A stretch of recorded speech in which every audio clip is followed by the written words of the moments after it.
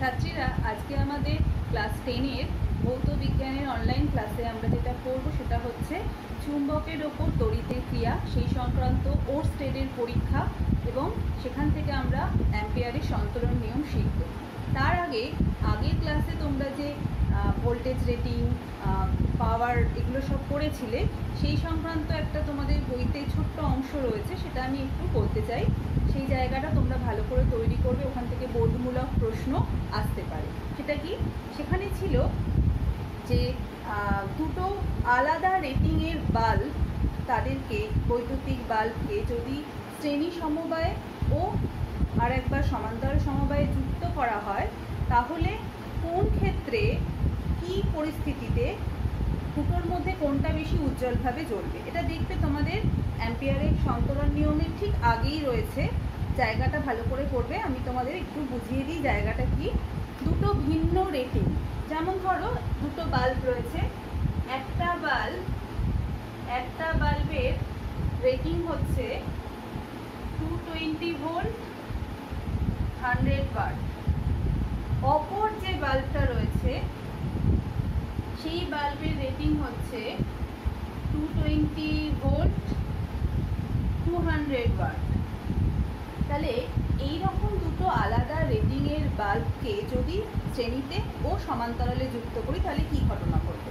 তাহলে প্রথমেই যেটা আমাদের করতে হবে, এই বাল্ব এবং এই বাল্বের, এটা বাল্বের প্রতীক চিহ্ন, এগুলোতে আমাদের কি করতে হবে, এগুলোর আমাদের রোধটা কত বার করতে হবে। তাহলে রোধের ফর্মুলা আমরা জানি, R = V²/P, অর্থাৎ ভোল্টেজ স্কোয়ার বাই পাওয়ার।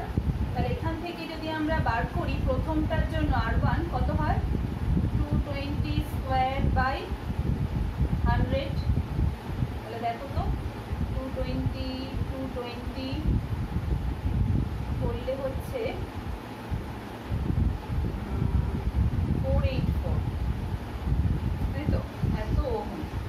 একইভাবে এই বাল্বটা, দ্বিতীয় বাল্বটার ক্ষেত্রে কি হবে, R2, সেখানেও হবে 220/200 V²/P। তাহলে কত হয়,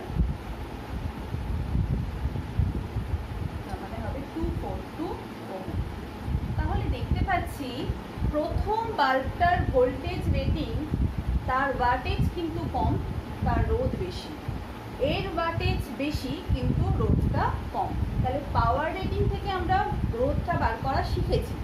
এখন আমি দুটো বাল্বকে যখন শ্রেণী সমবায়ে যুক্ত করব, তখন কি ঘটনা ঘটবে? শ্রেণী সমবায়ে আমরা জানি যে তাদেরকে যখন যুক্ত করা হবে, তাহলে পজিটিভ টু নেগেটিভ তড়িৎ প্রবাহ ঘটবে। এবং এক্ষেত্রে শ্রেণী সমবায়ে যুক্ত হলে যেটা হয় যে একই পরিমাণ তড়িৎ দুটোর মধ্যে দিয়ে প্রবাহিত হবে। যেহেতু দুটোর রোধ আলাদা, এটার রোধ হচ্ছে 484 ওহম আর এটা হচ্ছে 242 ওহম, দুটো রোধ আলাদা, তাহলে কি হবে, একই তড়িৎ গেল, রোধ আলাদা। ওহমের সূত্র থেকে কি আমরা জানতে পারবো? আমরা যখন প্যারালাল সিরিজ, প্যারালাল আর ওই যে series combination are parallel combination করেছিলাম, সেখানে আমরা জেনেছিলাম যে একই সমান্তরাল শ্রেণী সমবায়ে যুক্ত থাকলে দুজনের কি হয়ে যাবে, বিভবের একটা পার্থক্য হবে, দুটোতে বিভব বিভক্ত হয়ে যাবে। অর্থাৎ এই বাল্বের জন্য যে বিভবটা হবে, এই বাল্বের জন্য বিভবটা অন্যরকম হবে, এবারে কম হবে না বেশি হবে? যেহেতু ভোল্টেজটা বিভক্ত হচ্ছে, যার রোধ বেশি তার জন্য বিভব বেশি হবে, যার রোধ কম তার জন্য বিভব কম তৈরি হবে। সুতরাং প্রথম বাল্বের যেহেতু রোধ বেশি, তাহলে এর দুই প্রান্তে বিভবটা তুলনামূলকভাবে এই দুই প্রান্তের বিভবের থেকে বেশি হবে।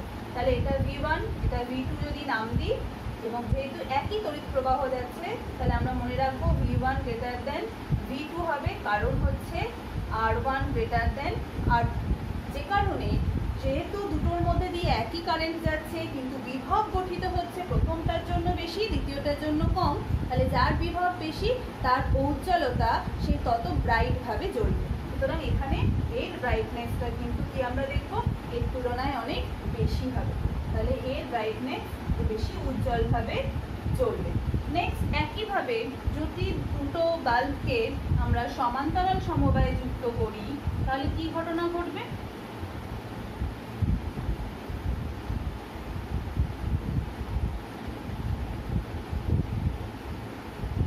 এখন দেখো দুজনের দুই প্রান্তের বিভবটা সেম, ভিটা কিন্তু ইকুয়াল, কিন্তু আইটা দুটোতে গিয়ে কি হয়ে যাবে?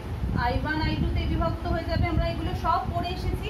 তাহলে এই I1 আর I2 মানটা কি হবে? ওহমের সূত্র অনুযায়ী যার রোধ বেশি তার মধ্যে দিয়ে তড়িৎ প্রবাহ মাত্রা কমে যাবে। তাহলে প্রথমটার রোধ হচ্ছে 484 ওহম, তাহলে এর মধ্যে দিয়ে তড়িৎ প্রবাহ I1 হলে, আর এটা হচ্ছে 242 ওহম, তাহলে এর মধ্যে দিয়ে তড়িৎ প্রবাহ I2 হচ্ছে।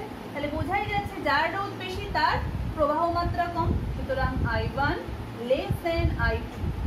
এর থেকে বোঝা যাচ্ছে এখানে কিন্তু দ্বিতীয়টা যেহেতু বেশি তড়িৎ প্রবাহ যাচ্ছে, এবং আমরা জানি বাল্বের কার্যনীতি কি, বাল্ব হচ্ছে ফিলামেন্টটা বেশি যত উত্তপ্ত হবে তত বেশি তাপ উৎপন্ন হবে এবং তত ব্রাইটভাবে জ্বলবে। সুতরাং এখানে দ্বিতীয় বাল্বটা কিন্তু যার রোধ কম সেই বাল্বটা বেশি উজ্জ্বলভাবে জ্বলবে। সুতরাং এইখানে এটা বেশি উজ্জ্বলভাবে জ্বলবে। তাহলে এর থেকে বোঝা গেল দুটো ভিন্ন রেটিংয়ের বাল্বকে একবার শ্রেণী ও একবার সমান্তরাল সমবায়ে যুক্ত করলে আমরা দেখতে পেলাম যে প্রথম ক্ষেত্রে যার রোধ বেশি শ্রেণীতে তার বেশি উজ্জ্বলভাবে জ্বলবে, দ্বিতীয় ক্ষেত্রে সমান্তরাল সমবায়ে যার রোধ কম সে বেশি উজ্জ্বলভাবে জ্বলবে। তার পেছনের কারণগুলো আমরা শিখলাম। এরপর আমরা আজকের টপিক ওরস্টেডের পরীক্ষায় চলে যাব এবং আমরা অ্যাম্পিয়ারের সন্তরণ নিয়ম শিখব। ঠিক আছে? বিজ্ঞানী ওরস্টেড তিনি 1820 খ্রিস্টাব্দে একটি পরীক্ষা করেন।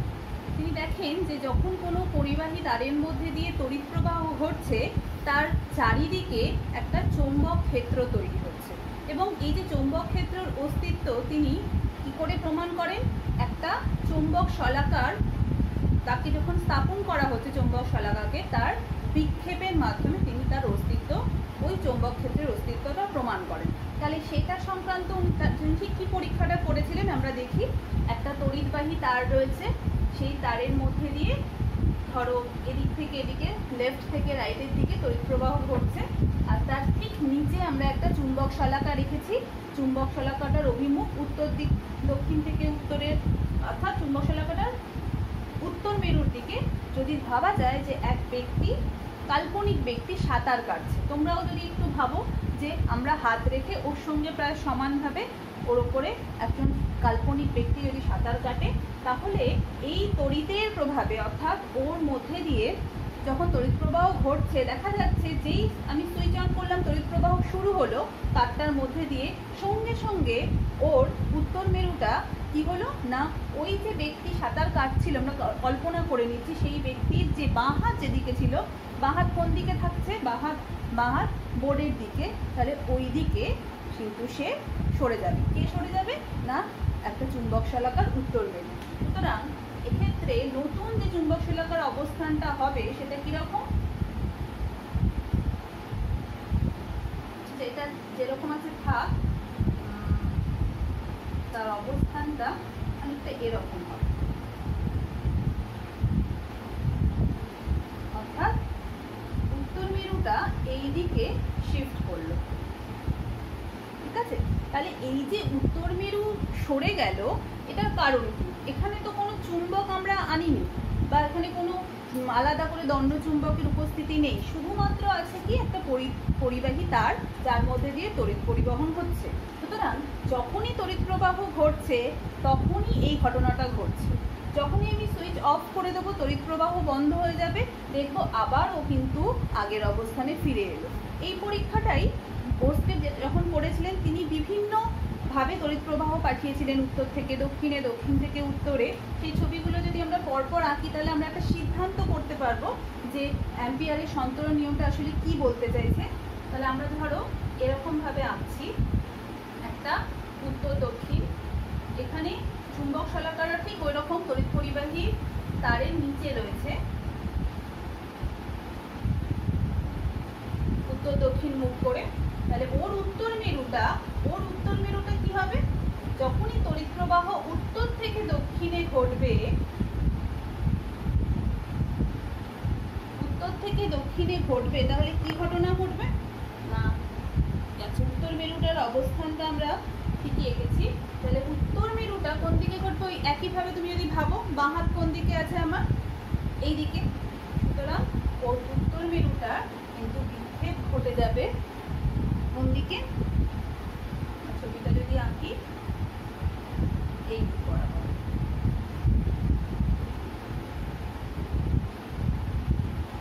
বিক্ষেপের অংশটাই শুধু আঁকা যাক, তাহলে তো দেখাচ্ছি।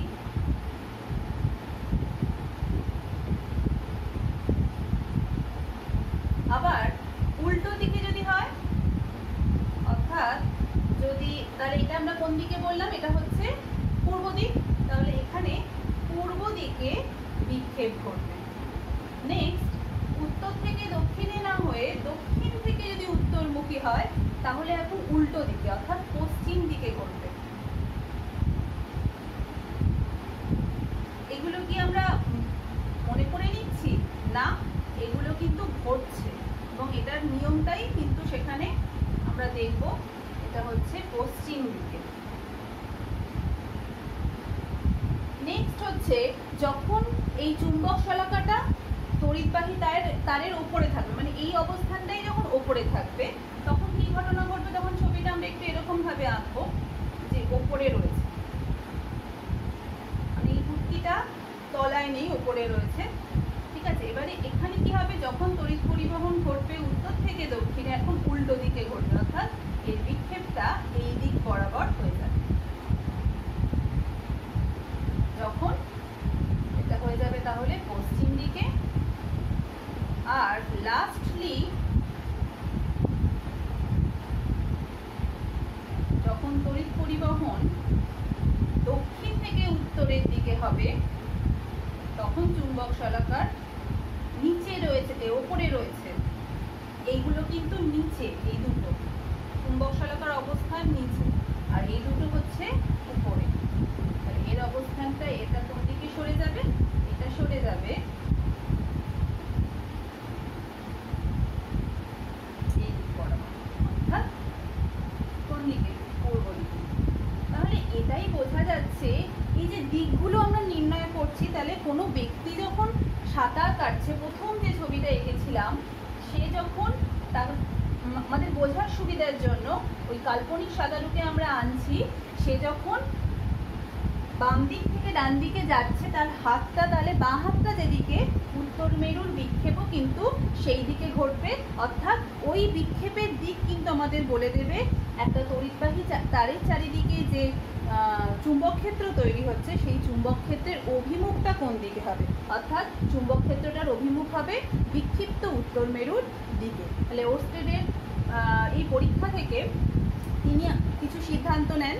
তিনি বলেন, যখন প্রবাহ ঘটছে উত্তর থেকে দক্ষিণে, তখন তড়িৎ প্রবাহ পাঠানো হচ্ছে উত্তর থেকে দক্ষিণে এবং চুম্বক শলাকার অবস্থান নিচে রয়েছে, তখন কিন্তু তার উত্তর মেরু কোন দিকে ঘটছে, তার উত্তর মেরু বাঁ হাত যেদিকে, সেই দিকে বিক্ষেপ করছে, এবং সেটা দেখতে পেলাম আমরা কোথায়, পূর্ব দিকে।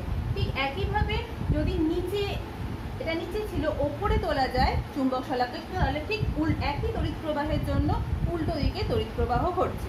এমন একটা অবস্থান আছে, অর্থাৎ আমরা যদি চুম্বক শলাকাকে পরিবাহী তারের সঙ্গে লম্বভাবে রাখি, এইভাবে দুটোর মধ্যে অ্যাঙ্গেল 90 ডিগ্রি, দেখো লম্বভাবে রয়েছে, তাহলে কি হবে, তাহলে কিন্তু তড়িৎ প্রবাহ ঘটলেও যে দিক থেকেই ঘটুক না কেন, উত্তর থেকে দক্ষিণে বা দক্ষিণ থেকে উত্তরে, কোনোভাবেই কি হবে না, ওই মেরুর কিন্তু বিক্ষেপ ঘটবে না, ঠিক আছে। তাহলে এই বিষয়গুলো থেকে তিনি অ্যাম্পিয়ারের সন্তরণ নিয়মের যে সিদ্ধান্ত আসে, সেটা হচ্ছে কোনো তড়িৎবাহী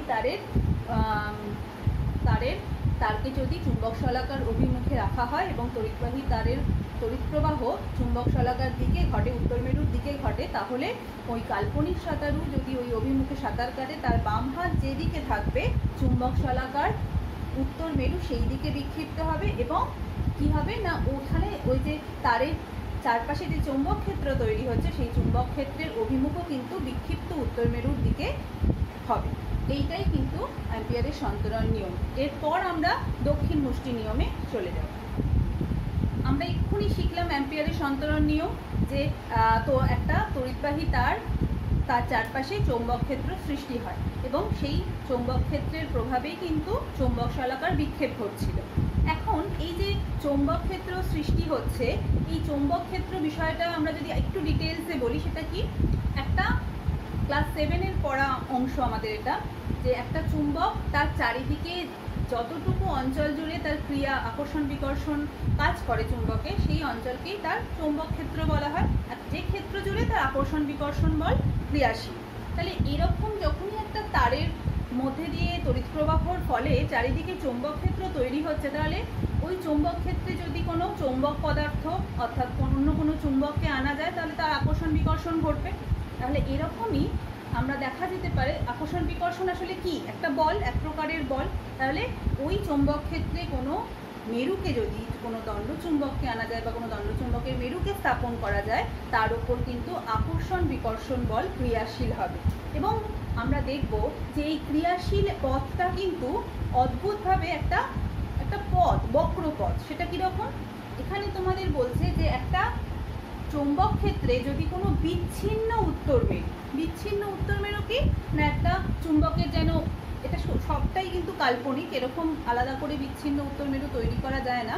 একটা কাল্পনিক বিচ্ছিন্ন ক্ষুদ্র উত্তর মেরুকে সর্ববাধা মুক্ত অবস্থায় যদি তড়িৎ চৌম্বক ক্ষেত্রে আমরা স্থাপন করি, তাহলে কি হবে, তার উপর আকর্ষণ বিকর্ষণ বল ক্রিয়াশীল হবে এবং সেই চৌম্বক ক্ষেত্রের মধ্যে, এবং সেই আকর্ষণ বিকর্ষণ বলের জন্য সে কী করবে, সে তার অবস্থান থেকে সরে যাবে, অর্থাৎ তার ওই বলের প্রভাবে তার গমন হবে, সে তার এক জায়গা থেকে আরেক জায়গায় শিফটিং হবে।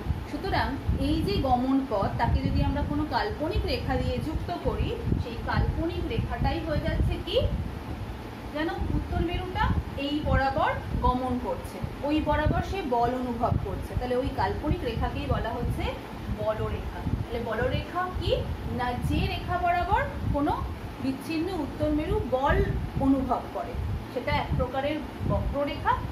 এবং এই জায়গায় প্রত্যেক ক্ষেত্রে উত্তর মেরুটা কি করছে না, বল অনুভব করছে এই বরাবর। এখানেও তাই, বল এখানে যখন আছে, এখানে এই বরাবর বল অনুভব করছে। তাহলে প্রত্যেকবার এই অনুভূত বল অনুযায়ী তার অবস্থানগুলোকে যদি আমরা একটা রেখা দিয়ে যুক্ত করি, তাহলে এরকম একটা বক্ররেখা পাবো। তাহলে চৌম্বক বলরেখার প্রথম বৈশিষ্ট্য কি, চৌম্বক বলরেখা হচ্ছে প্রথমেই আমরা মনে রাখবো কাল্পনিক রেখা। এখানে কিন্তু আমরা কোনো চৌম্বক ক্ষেত্রে লাল লাল রেখা কিন্তু দেখতে পাবো না, বা অন্য কোনো কালারফুল রেখা কিন্তু দেখতে পাবো না, এটা সম্পূর্ণ কাল্পনিক বিষয়। এটাকে আমরা বলতে পারি এরকম একটা বক্র পথ আছে যেখানে চুম্বকের উত্তর মেরু গমন করবে, ঠিক আছে। তাহলে এটা একটা কাল্পনিক রেখা। নাম্বার 2, এর বৈশিষ্ট্য কি না, যখনই আমরা ওই চুম্বক বলরেখার কোনো একটা বিন্দুতে একটা স্পর্শক অঙ্কন করব, তোমরা স্পর্শক অঙ্কে শিখছো, তাহলে একটা বিন্দুতে অঙ্কিত স্পর্শক যে অভিমুখ নির্দেশ করবে সেটাই হয়ে যাবে ওই চৌম্বক ক্ষেত্রের অভিমুখ। তাহলে আমরা ভালো করে মনে রাখবো বলরেখা আসলে কি করছে, চৌম্বক ক্ষেত্রের অভিমুখ নির্দেশ করতে আমাদের সাহায্য করছে। বলরেখার উপর যে কোনো বিন্দুতে অঙ্কিত স্পর্শক সবসময় ওই চৌম্বক ক্ষেত্রের অভিমুখ নির্দেশ করবে, চৌম্বক ক্ষেত্রের অভিমুখ নির্দেশ করবে। এটাকে এই স্পর্শকটা, এটার নাম যে ধরো বিসি দিলাম, তাহলে বিসি স্পর্শক হচ্ছে অভিমুখ নির্দেশ করছে। নাম্বার 3, বলরেখাগুলো, প্রত্যেকটা বিন্দুতে অঙ্কিত বলরেখাগুলো আলাদা আলাদা দিক অভিমুখ সে নির্দেশ করছে। এবং এইভাবে যত বলরেখাই আমরা আঁকি না কেন চৌম্বক ক্ষেত্রে, কখনোই একটা বলরেখা অপর বলরেখাকে ছেদ করবে না। তার মানে দুটো বলরেখা কখনোই পরস্পরকে ছেদ করবে না। এটাই হচ্ছে 3 নম্বর পয়েন্ট, যে বলরেখাগুলি কখনোই পরস্পরকে ছেদ করে না। এবারে তোমাদের অনেকেরই মনে হয়তো প্রশ্ন আসবে, কেন আন্টি ছেদ করবে না? ধরো আমি একটা বলরেখা আঁকলাম, সেই বলরেখার আরেকটা বলরেখা ছেদ করলো, ধরে নিচ্ছি। তাহলে আমি এই বিন্দুতে একটা স্পর্শক আঁকতে পারি, আবার এই বিন্দুতেই আমি এই বলরেখার উপর আরেকটা স্পর্শক আঁকতে পারি। তাহলে দেখা যাচ্ছে চৌম্বক ক্ষেত্রের একটা নির্দিষ্ট বিন্দু এতে আমি দুটো আলাদা আলাদা স্পর্শক আঁকতে পারছি, যেহেতু বলরেখাগুলো ছেদ করছে। এই বিসি বলরেখা আর ডিই বলরেখা পরস্পরকে ছেদ করছে এই বিন্দুতে, যে কারণে আমি এই বিন্দুতে দুটো আলাদা আলাদা স্পর্শক টানতে পারলাম। এবারে তাহলে কি দাঁড়াচ্ছে, যে স্পর্শক মানেই হচ্ছে ওই দিকটা চৌম্বক ক্ষেত্রের অভিমুখ। তাহলে দেখা যাচ্ছে চৌম্বক ক্ষেত্রের একটা বিন্দুতে দুটো অভিমুখ আছে, যেটা কখনোই সম্ভব নয়। একটা চৌম্বক ক্ষেত্রের একটা বিন্দুতে সবসময় একটা নির্দিষ্ট অভিমুখে কিন্তু চৌম্বক ক্ষেত্রের অভিমুখটা নির্দেশ করবে। একটা বিন্দুতে অঙ্কিত স্পর্শক একটা নির্দিষ্ট দিক সবসময় আমাদের সূচিত করবে। ফলে এখানে দুটো বলরেখা কখনোই ছেদ করতে পারে না, ছেদ করলেই দুটো আলাদা আলাদা অভিমুখ তৈরি হয়ে যাচ্ছে, যেটা ইম্পসিবল ব্যাপার। তাই আমরা মনে রাখবো পরস্পরকে কখনোই দুটো বলরেখা পরস্পরকে ছেদ করে না। এইবার এই বলরেখা সম্পর্কিত দক্ষিণ মুষ্টি নিয়মটা কি, সেখানে দেখো বলছে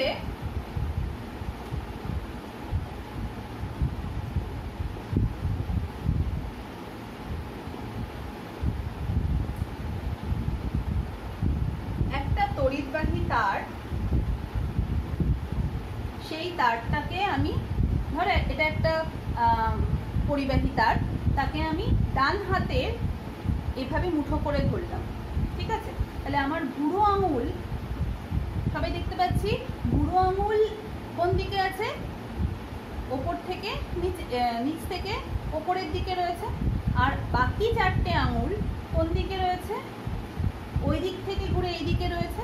তাহলে দক্ষিণ মুষ্টি নিয়ম এটাই যে কোনো পরিবাহী তারকে যদি আমরা ডান হাতের মুষ্টিতে এমনভাবে ধরি যে আমাদের ডান হাতের বুড়ো আঙুল তড়িৎবাহী তারের তড়িৎ প্রবাহের অভিমুখ নির্দেশ করে, তাহলে বাকি আঙুলগুলো অর্থাৎ ওই বুড়ো আঙুল ছাড়া যে বাকি আঙুলগুলো রয়েছে সেই আঙুলগুলো কাকে নির্দেশ করবে, কোন অভিমুখ নির্দেশ করবে, ওই চৌম্বক ক্ষেত্রের বলরেখার অভিমুখ নির্দেশ করবে। তাহলে ওই তড়িৎবাহী তার তড়িৎ প্রবাহের অভিমুখ যদি বুড়ো আঙুল আমাদের নির্দেশ করে, তাহলে বাকি আঙুলগুলো চৌম্বক ক্ষেত্রের যে বলরেখা তৈরি হবে সেই বলরেখাগুলোর অভিমুখ নির্দেশ করবে। তাহলে এখানে আমরা দেখতে পেলাম ওপর থেকে নিচ থেকে ওপরের দিকে তড়িৎ প্রবাহ ঘটছে, তাহলে চৌম্বক বলরেখার অবস্থান কি হবে, অভিমুখ কোন দিকে হবে, এই যে আঙুলগুলো কোন দিকে ছিল, এই দিক বরাবর।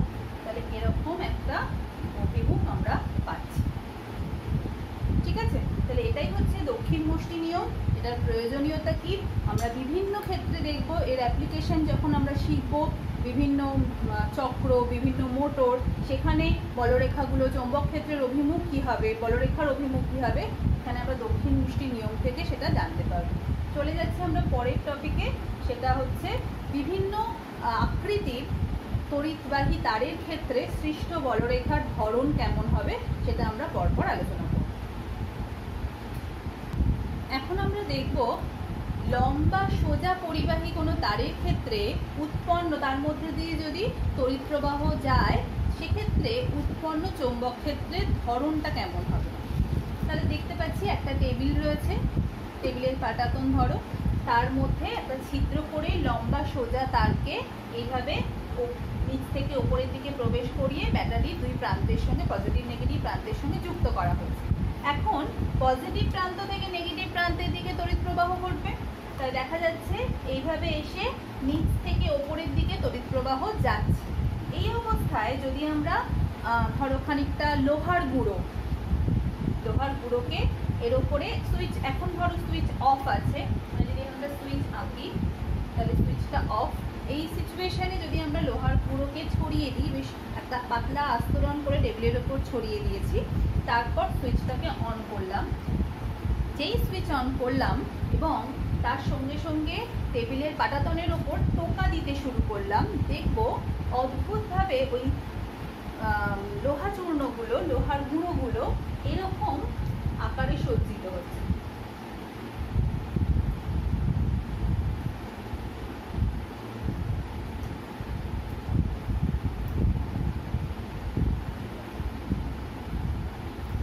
অর্থাৎ সমকেন্দ্রিক বৃত্তাকার আকারে তারা সজ্জিত হচ্ছে। এরকম আমরা পুরো টেবিল জুড়ে এরকম কিছু রেখা পাবো।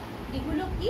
এগুলো আর কিছুই না, এগুলো হচ্ছে উৎপন্ন বলরেখা, অর্থাৎ চৌম্বক ক্ষেত্রের ধরনটা কিরকম হবে? সমকেন্দ্রিক বৃত্ত, যেগুলোর প্রত্যেকের কেন্দ্র ওই তারটাকে ঘিরে তৈরি, তারটা যেখান থেকে বেরিয়েছে সেইখানে, এবং তাদের রেডিয়াসগুলো, তাদের ব্যাসার্ধগুলো ধীরে ধীরে বেড়েছে। তাহলে এরকম বৃদ্ধি ক্রমবর্ধমান সমকেন্দ্রিক বৃত্তের আকারে চৌম্বক ক্ষেত্রটা সজ্জিত হবে। এবং আমরা দেখব যে যখনই সুইচ অফ করে দিলাম তখন কিন্তু ওই সজ্জাটা থেকেই যাবে। আবার আমরা যদি হেঁটে দিই এবং আবার একই ঘটনা পুনরাবৃত্তি করি তখন কিন্তু ওই একই রকমভাবে সজ্জিত হয়ে যাবে। এবারে আমরা দক্ষিণ মুষ্টি নিয়ম শিখেছি, সেখানে আমরা দেখতে পাচ্ছি আমাদের ডান হাত দিয়ে আমরা যদি এইভাবে তড়িৎ প্রবাহের অভিমুখটাকে নির্দেশ করি, তাহলে আমাদের দেখো যে আমাদের বাকি আঙুলগুলো কোন দিক নির্দেশ করছে? এই দিক বরাবর। তাহলে এই যে আমাদের যে চৌম্বক বলরেখাগুলো তৈরি হলো তার অভিমুখটা কি বরাবর হবে? এরকম পরিষ্কার আমাদের দেখতে পাচ্ছি অভিমুখটা হবে এই বরাবর। সুতরাং আমরা দেখতে পাচ্ছি চৌম্বক বলরেখাগুলোর অভিমুখও কিন্তু একটা নির্দিষ্ট দিকে, এবং যখন নিচ থেকে ওপরের দিকে তড়িৎ প্রবাহ করছে। এবং এই যে তীর চিহ্নগুলো, এটা কোন দিক আমাদের দেখাচ্ছে? ঘড়ির কাঁটার বিপরীত দিক, বামাবর্তী বা ঘড়ির কাঁটার বিপরীত, অ্যান্টি ক্লকওয়াইজ। ঘড়ির কাঁটার বিপরীতে কিন্তু চৌম্বক ক্ষেত্রের অভিমুখ হবে। এখন পুরো বিষয়টাকে যদি উল্টে দিই, অর্থাৎ আমরা যদি এই নেগেটিভ পজিটিভ বিষয়টাকে উল্টে দিই, অর্থাৎ এখন উপরের অংশটা পজিটিভ, নিচের অংশটা নেগেটিভ করে দিই, তাহলে কি ঘটনা ঘটবে? জাস্ট উল্টে যাবে অ্যারোগুলো। তড়িৎ প্রবাহ এখন ওপর থেকে নিচের দিকে আসবে, এবং আমরা দেখব একইভাবে ওই বৃত্তাকার সমকেন্দ্রিক বৃত্তাকার ক্রমবর্ধমান সমকেন্দ্রিক বৃত্তাকার কিছু বলরেখা তৈরি হবে, লোহার গুঁড়ো গুঁড়ো ওইভাবে সজ্জিত হবে। এবং বলরেখার অভিমুখ আমরা কিভাবে নির্ণয় করব? একই দক্ষিণ মুষ্টি নিয়ম অনুযায়ী এরকমভাবে। তাহলে এখন জাস্ট অ্যারোগুলো উল্টে যাবে, তখন আমরা কি দেখবো? এগুলো কিন্তু ক্লকওয়াইজ হয়ে যাবে। তখন এগুলো আর থাকছে না, এগুলো কিন্তু সব ক্লকওয়াইজ হয়ে যাবে। ঠিক আছে? তাহলে অ্যান্টি ক্লকওয়াইজ কখন হবে, ক্লকওয়াইজ কখন হবে, এই সব বিষয়টা কিন্তু দক্ষিণ মুষ্টি নিয়ম থেকে আমরা জানতে পারছি। তাহলে এটাই হচ্ছে সমকেন্দ্রিক বৃত্তাকারই হয়ে যাবে উৎপন্ন চৌম্বক ক্ষেত্রের প্রকৃতি বা আকৃতি। ঠিক আছে, আমরা চলে যাচ্ছি এরপরে পরিবাহীর ক্ষেত্রে কি হবে।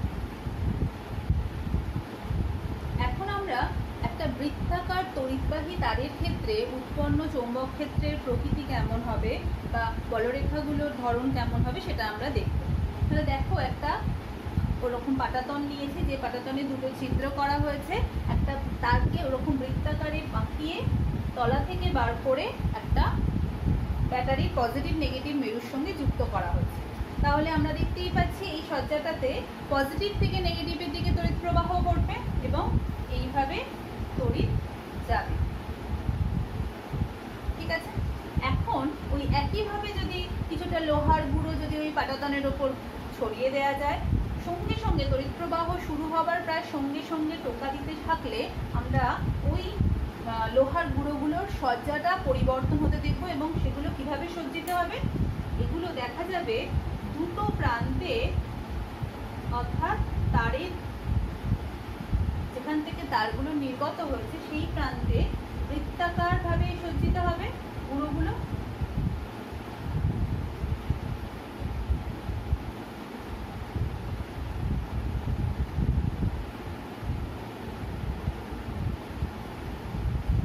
এবং তারের কেন্দ্রে, মানে যেখানটায় কেন্দ্র, সেখানে এরকম সমান্তরাল কিছু লাইনস আমরা পাবো। এইগুলো ডার্কই করে দিচ্ছি। তাহলে এরকম আমি কিছু বলরেখা তৈরি হতে দেখব, যেগুলো এইভাবে লোহা চূর্ণের সাহায্যে আমরা পেলাম। তারগুলো যেখান থেকে পাটাতন থেকে বেরোচ্ছে সেই জায়গাতে, অর্থাৎ তারগুলোকে কেন্দ্র করে ছোট ছোট সমকেন্দ্রিক বৃত্ত তৈরি হবে। আর তারটার ওই বৃত্তাকার তারের কেন্দ্র বরাবর আমি কিছু সমান্তরাল রেখা পাবো। তাহলে এখানে বলরেখাগুলো কেমন আমরা বললাম, প্রথমেই হচ্ছে বৃত্তাকার তারের কাছাকাছি অঞ্চলে বৃত্তাকার বলরেখা। আচ্ছা, 2 নম্বর হচ্ছে বলরেখাগুলোর অভিমুখ আমাদের দেখতে হবে দক্ষিণ মুষ্টি নিয়ম। তাহলে দেখো এইখানে হচ্ছে তড়িৎ প্রবাহের অভিমুখ এই দিকে, তাহলে এটা আমার বাকি আঙুলগুলো কোন দিকে, এই দিকে, অর্থাৎ এই জায়গায় বলরেখাগুলোর অভিমুখ কিন্তু এইরকম হবে, একই দিকে, তাই তো। এবং বলরেখাগুলোর অভিমুখ কোন দিকে, এখানে অ্যান্টি ক্লকওয়াইজ। আর একইভাবে এই দিকে তড়িৎ প্রবাহ নিচের দিকে যাচ্ছে, তাহলে আমার বলরেখাগুলোর অভিমুখ আমার ডান হাতের বাকি আঙুলগুলো কোন দিকে আছে, ওই দিকে। তাহলে এই প্রান্তে বলরেখাগুলোর অভিমুখ কিন্তু এইভাবে হচ্ছে, অর্থাৎ ঘড়ির কাঁটার দেখো কে হচ্ছে, তাই তো। তাহলে প্রথমে এই প্রান্তে হচ্ছে ক্লকওয়াইজ, অ্যান্টি ক্লকওয়াইজ,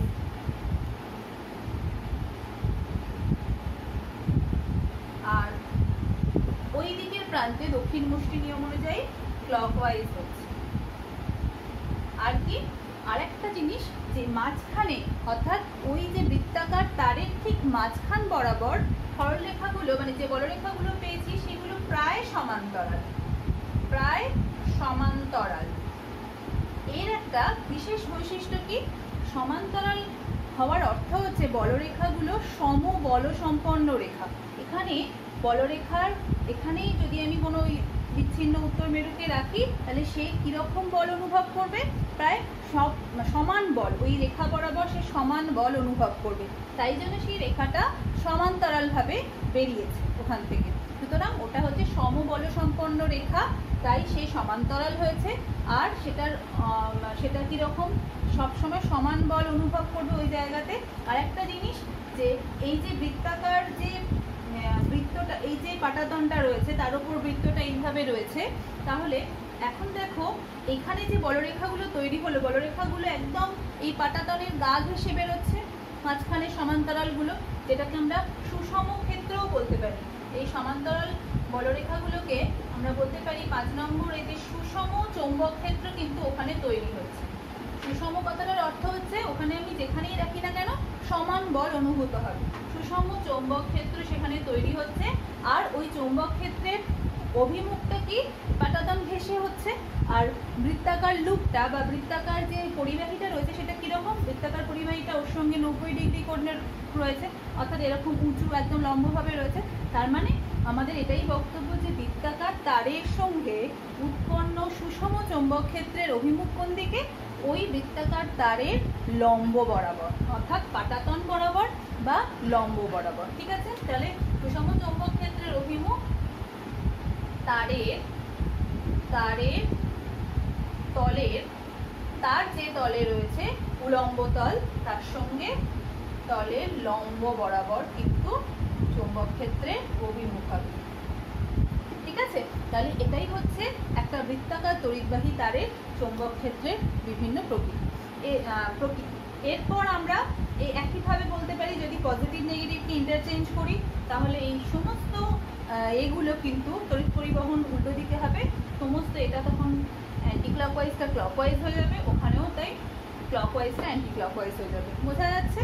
নেক্সট আমরা দেখব যে স্প্রিং আকৃতির কোনো পরিবাহী যদি হয়, সেক্ষেত্রে চৌম্বক ক্ষেত্রের প্রকৃতি কেমন হবে। এখন আমরা স্প্রিং আকৃতির পরিবাহী চৌম্বক ক্ষেত্র কিরূপ হয় সেটা আমরা দেখব। দেখা যাচ্ছে একটা স্প্রিং আকৃতির একটা স্প্রিংকে, পরিবাহী তারকে স্প্রিংয়ের আকারে বেঁকিয়ে তার দু প্রান্তকে একটা ব্যাটারির সঙ্গে যুক্ত করা হয়েছে। এইবার এখানে একটা জিনিস আমাদের মনে রাখা দরকার, এটাকে আমরা সলিনয়েড বলি। সলিনয়েড কি না, যখন একাধিক বৃত্তাকার পরিবাহী তারকে স্প্রিংয়ের আকার দেওয়া হয় বাঁকিয়ে বাঁকিয়ে, অর্থাৎ আমরা যখন অনেকগুলো বলতে পারি অনেকগুলো বৃত্তাকার তার স্প্রিংয়ের মতন যখন থাকে, সজ্জায় থাকে, তাদের একত্রে আমরা সলিনয়েড বলি। তাহলে এই সলিনয়েডের মধ্যে দিয়ে চৌম্বক ক্ষেত্র পরিবহন করলে চৌম্বক ক্ষেত্রের ধরন কেমন হবে আমরা শিখতে চলেছি। তাহলে দেখো, পজিটিভ থেকে নেগেটিভের দিকে তড়িৎ পরিবহন ঘটছে। এইবার এখানে যে প্যাচগুলো আছে, প্রত্যেকটা বৃত্তাকার যে লুপ রয়েছে, বৃত্তাকার তার রয়েছে, সেই বৃত্তাকার তারে কিন্তু তড়িৎ প্রবাহের অভিমুখ আমরা দেখতে পাচ্ছি এখানে ওপর থেকে নিচে, নিচ থেকে ওপরে, এরকমভাবে করে করে শেষে গিয়ে নিচে এসে নেগেটিভে মিলিত হয়েছে। তাহলে এই অবস্থায় ওই একইভাবে যদি ওই টেবিলের ওপর আমরা লোহা চূর্ণ দিতাম এবং টোকা দিতাম, তাহলে আমরা দেখতাম এরকম একটা লুপ তৈরি হয়েছে, অর্থাৎ বলরেখাগুলো এইরকম আকৃতির হতো। তার মানে কি, এবং এদের অভিমুখ কোন দিকে হতো? ওই দক্ষিণ মুষ্টি নিয়ম অনুযায়ী আমরা দেখতাম এইভাবে করলে কি হতো, এই যে তড়িৎ প্রবাহ যাচ্ছে এই বরাবর, অর্থাৎ, আর এখানে কি হচ্ছে দক্ষিণ মুষ্টি নিয়ম অনুযায়ী, আমি এটা উল্টো করলাম, আমি বাঁ হাত দিয়ে দিয়েছিলাম, ডান হাত বাঁ হাত গোলালেই গন্ডগোল। তাহলে দক্ষিণ মুষ্টি নিয়ম অনুযায়ী এই বরাবর হবে, এই যে তড়িৎ প্রবাহ ঘটছে, সুতরাং অভিমুখ এই বরাবর হবে। আর এখানে কি হবে, দক্ষিণ মুষ্টি নিয়ম অনুযায়ী এই দিক বরাবর, অর্থাৎ দেখতে পাচ্ছ, ঠিক আছে। সুতরাং আমরা দেখতে পেলাম উৎপন্ন চৌম্বক ক্ষেত্রের অভিমুখ কেমন হবে। আর আচ্ছা, এখানে একটা বিষয় বলার, সেটা হচ্ছে যে তড়িৎ প্রবাহের এই যে বিষয়টা আমরা যদি এদিক থেকে দেখি, যেই দিকে আমাদের মনে হবে, এটাকে ক্লক রুলও বলা হয়, যে যেই দিকে তড়িৎ প্রবাহ ঘটছে সেটা যদি ঘড়ির কাঁটার দিকে হয়, যে প্রান্ত থেকে দেখলে আমি ওই স্প্রিংয়ের মধ্যে দিয়ে ঘড়ির কাঁটার দিকে তড়িৎ প্রবাহ ঘটতে দেখব, সেই দিকটা চৌম্বক ক্ষেত্রের ঘড়ির কাঁটার দিকে, সেই দিকটা চৌম্বক ক্ষেত্রে দক্ষিণ মেরু তৈরি হবে। আর যেদিক থেকে দেখলে, ওই দিক থেকে যদি দেখি, এই অভিমুখ থেকে দেখি, তাহলে আমাদের দেখতে পাবো যে ঘড়ির কাঁটার বিপরীতে তড়িৎ প্রবাহ ঘটছে। আর সবসময় মনে রাখবো, ঘড়ির কাঁটার বিপরীতে তড়িৎ প্রবাহ ঘটলে সেই দিকটাকে আমরা দক্ষিণ মেরু বলবো, উত্তর মেরু বলবো, ঠিক আছে। তাহলে যে দিকটায় ঘড়ির কাঁটার দিকে সেটা হচ্ছে দক্ষিণ মেরু, যে দিকটা ঘড়ির কাঁটার বিপরীতে সেটা হচ্ছে উত্তর মেরু। তাহলে এখানে একটা চৌম্বক ক্ষেত্র তৈরি হলো, যে চৌম্বক ক্ষেত্রের অভিমুখ কিন্তু আমরা পেয়ে গেলাম কি না, উত্তর মেরু ওই দিকে তৈরি হবে, দক্ষিণ মেরু এই দিকে তৈরি হবে। তাহলে একটা সলিনয়েডের মধ্যে দিয়ে যখন তড়িৎ প্রবাহ ঘটছে, তখন সেটা খানিকটা দণ্ড চুম্বকের মতন আচরণ করছে। তার উত্তর দক্ষিণ দুটো মেরু কিন্তু তড়িৎ প্রবাহের অভিমুখ অনুযায়ী সৃষ্টি হচ্ছে, ঠিক আছে। তাহলে এইটাই হচ্ছে স্প্রিং আকৃতির পরিবাহী চৌম্বক ক্ষেত্রের প্রকৃতি।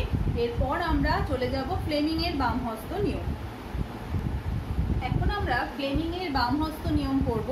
ফ্লেমিংয়ের বামহস্ত নিয়ম আমাদের বলে দেয় যে কোনো পরিবাহীর সে যদি গতিপ্রাপ্ত হয়, সেই পরিবাহীর গতিপ্রাপ্ত হওয়ার কারণ কি সেটা আমরা আসছি। গতি যদি প্রাপ্ত হয়, সে যদি কোনো অভিমুখে গতিশীল হওয়ার চেষ্টা করে, সেই অভিমুখটা কোন দিকে হবে সেটা আমরা ফ্লেমিংয়ের বামহস্ত নিয়ম অনুসারে জানতে পারি। তার জন্য আমরা বাঁ হাতটাকে একটা ছবি এঁকেছি, আসছি। ফ্লেমিংয়ের বামহস্ত নিয়ম আসার আগে আমাদের জানতে হবে পরিবাহীর গতি সৃষ্টি হওয়ার পেছনে কারণটা কি। আমরা দেখলাম একটা তড়িৎবাহী তার মধ্যে দিয়ে যখনই তড়িৎ প্রবাহ ঘটছে, তার চারিদিকে একটা চৌম্বক ক্ষেত্র সৃষ্টি হচ্ছে, এবং সেই চৌম্বক ক্ষেত্রে যদি কোনো চৌম্বক মেরুকে আমরা আনি, সে একটা বল অনুভব করে। তাহলে এই যে অনুভূত বল, একটা চুম্বক শলাকার ওপর একটা বল অনুভূত হলো, বা কোনো মেরুর ওপর বল অনুভূত হলো, তাহলে সেই চুম্বক শলাকা বা মেরু সে কী করবে, সেও কিন্তু উল্টো দিকে নিউটনের থার্ড ল অনুযায়ী পরিবাহীর ওপরে কি বল প্রয়োগ করবে, অর্থাৎ ক্রিয়া প্রতিক্রিয়া সৃষ্টি হবে।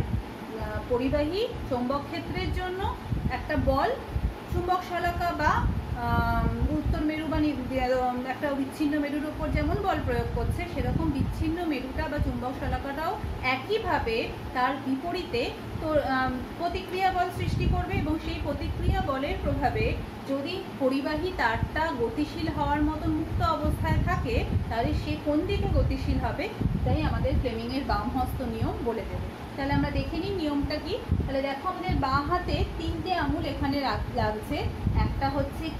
একটা হচ্ছে আমাদের তর্জনী, তার সঙ্গে তর্জনীটা সোজাভাবে রয়েছে। একটা হচ্ছে আমাদের মধ্যমা, যেটা নিচের দিকে অভিমুখ নির্দেশ করছে, আর আমাদের বৃদ্ধাঙ্গুলি বা বুড়ো আঙুলি। তাহলে এই তিনটে একে অপরের সঙ্গে তাদের মাঝখানের কোণটা হচ্ছে 90 ডিগ্রি। একে অপরের সঙ্গে আমরা সমকোণে রেখে যদি প্রসারিত করি এবং এর সঙ্গে সঙ্গে আমরা যদি এর কোণটা কোন দিকে কি কার্যকর হচ্ছে সেটা যদি বলে দিই, তাহলে আমাদের প্রথমেই বলে দেবো কি না, আমাদের এই তর্জনী এটা যদি চৌম্বক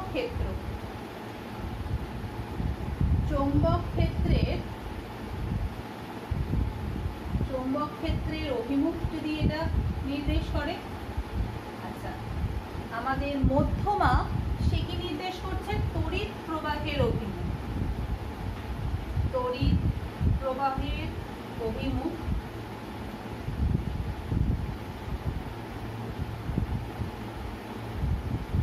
আর তাহলে বাকি থাকছে কি এইটা, অর্থাৎ আমাদের বৃদ্ধাঙ্গুলি যেদিকে ডিরেক্ট করছে, যেদিকে নির্দেশ করছে সেই দিকে কি হবে, সেদিকে হবে পরিবাহীর গতি। সুতরাং উৎপন্ন হবে পরিবাহীর গতির অভিমুখ।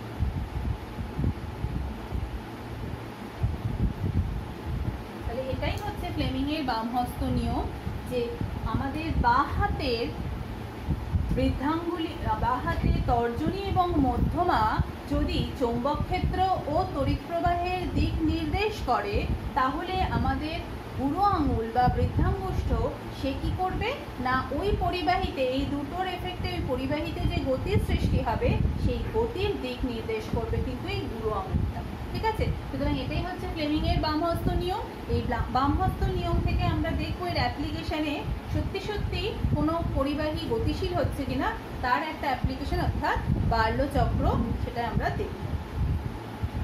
বার্লো চক্রটা আমরা এখন আঁকছি, দেখা যাক।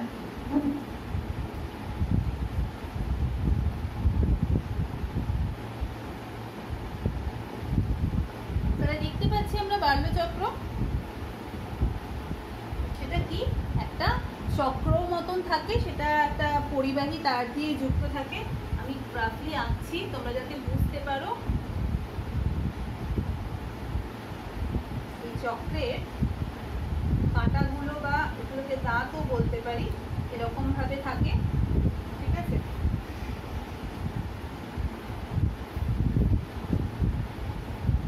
এটা পুরোটা একটা পাটাতনের মধ্যে থাকে। আর এই দাঁতগুলো অর্থাৎ চক্রের যে কাঁটাগুলো সেগুলো একটা পারদপূর্ণ পাত্রের মধ্যে রয়েছে এবং সেই পারদপূর্ণ পাত্রটা কিরকম ভাবে রয়েছে, এর মধ্যে পারদ আছে। আর ওই পারদপূর্ণ পাত্রটা রয়েছে কিভাবে না, একটা অশ্বক্ষরাকৃতি চুম্বকের মাঝখানে। অশ্বক্ষরাকৃতি চুম্বকের উত্তর মেরু এদিকে, দক্ষিণ মেরু হচ্ছে এখানে, এখানে ছোট্ট করে আঁকছি দক্ষিণ মেরুটা। আর এই যে জায়গাটা এরকম ভাবে রয়েছে, একটা পুরো ব্যবস্থাটাই একটা পাটাতনের ওপর রাখা আছে। এখানে কানেকশন করা আছে, এটা ধরো এই তারটার সঙ্গে কোনো পজিটিভ নেগেটিভ মেরুকে যুক্ত করা আছে। ঠিক আছে, তলা দিয়ে কানেক্ট করা আছে।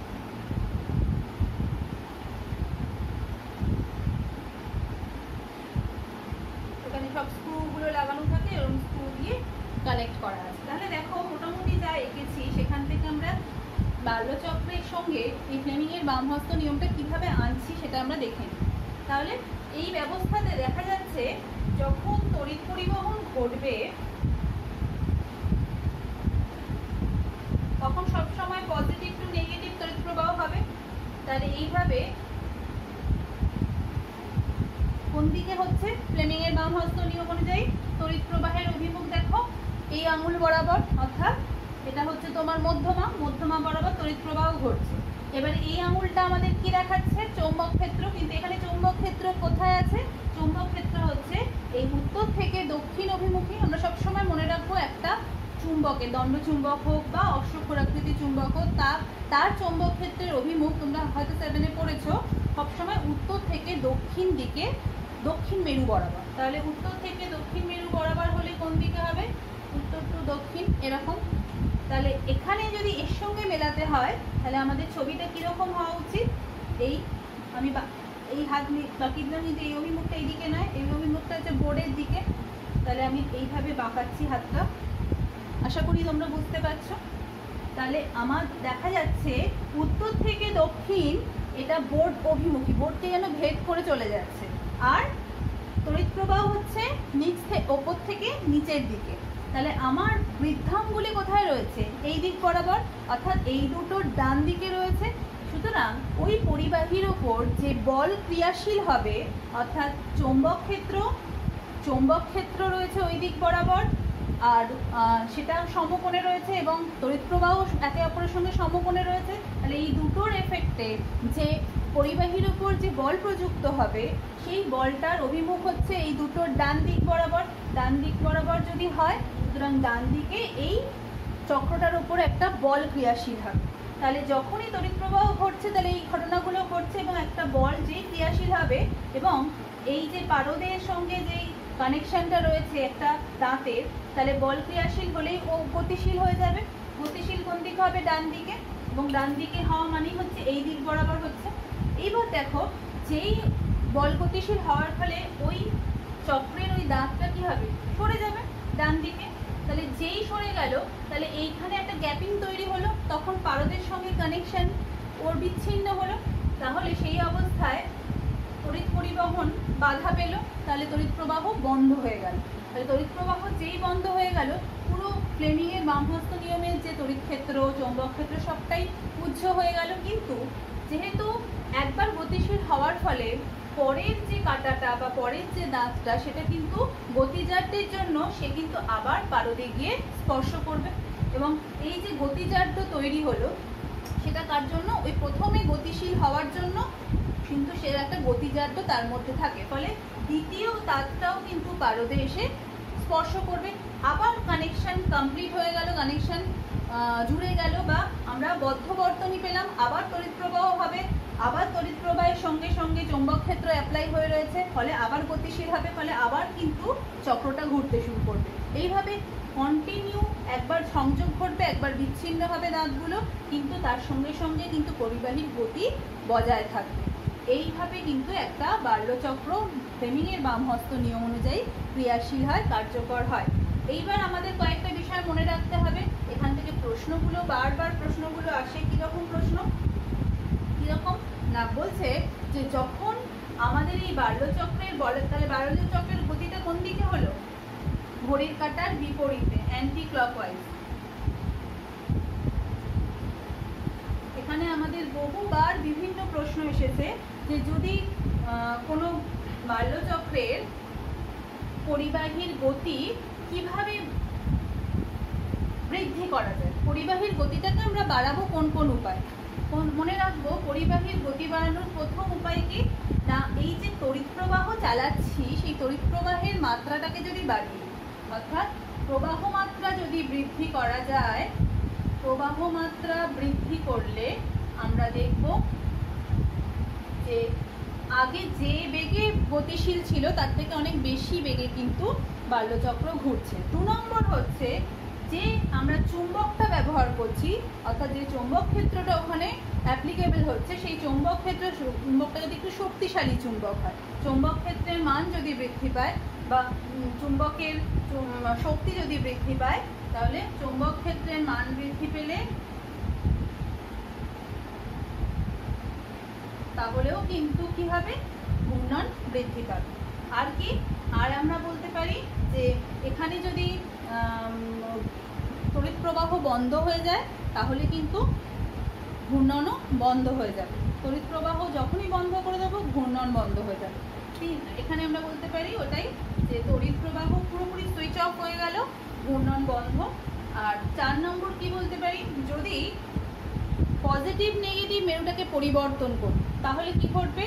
আগে অ্যান্টি ক্লকওয়াইজ ঘুরছিল, এখন কিন্তু সে ক্লকওয়াইজ ঘুরবে। ওই একইভাবে আমরা যদি ফ্লেমিংয়ের বামহস্ত নিয়ম দেখি, তখন আগে ঘুরছিল বাম দিকে, ডান দিকে, এখন বাম দিকে ঘুরে যাবে। অর্থাৎ আমরা যদি আই এর তড়িৎ প্রবাহের অভিমুখ পরিবর্তন করি অভিমুখটা চেঞ্জ করি তাহলে আমরা দেখব উল্টো, গতিটা কিন্তু গতি উল্টে যাবে, উল্টো হবে।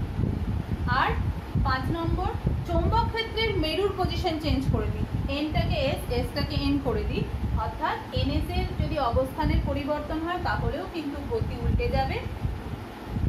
আর লাস্টলি বলা যেতে পারে যে যদি দুটোকেই একসঙ্গে চেঞ্জ করি, অর্থাৎ আমি মেরুটাকেও চেঞ্জ করলাম, ব্যাটারিটার পজিটিভ নেগেটিভ চেঞ্জ করলাম, আবার মেরুর অবস্থানও পরিবর্তন করলাম, তাহলে কিন্তু গতিটা যেরকম মানে আগে যেভাবে ঘুরছিল এখনও সেইভাবেই ঘুরবে, অর্থাৎ অ্যান্টি ক্লকওয়াইজ ঘুরছিল আগে, এখনও অ্যান্টি ক্লকওয়াইজই ঘুরবে। তার মানে কখন ক্লকওয়াইজ ঘুরবে, যে কোনো একটার যদি পরিবর্তন ঘটায়, দুটোর মধ্যে হয় আই এর অভিমুখের পরিবর্তন ঘটাচ্ছি বা চুম্বকের মেরুর অবস্থানের পরিবর্তন ঘটাচ্ছি, তখনই কিন্তু সে ক্লকওয়াইজ ঘুরবে।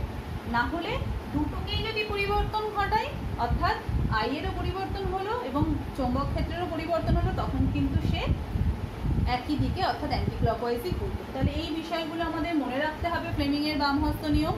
বার্লোচক্রটা খুব ভালো করে পড়ব, কীভাবে আমি বার্লোচক্রের ঘূর্ণন বৃদ্ধি করতে পারি এই বিষয়গুলো মাথায় রাখবো। ফ্লেমিংয়ের বামহস্ত নিয়ম লেখার সময় আমাদের ছবিটা অবশ্যই আঁকতে হবে। এই কয়েকটা বিষয় আমরা ভালো করে মনে রাখবো।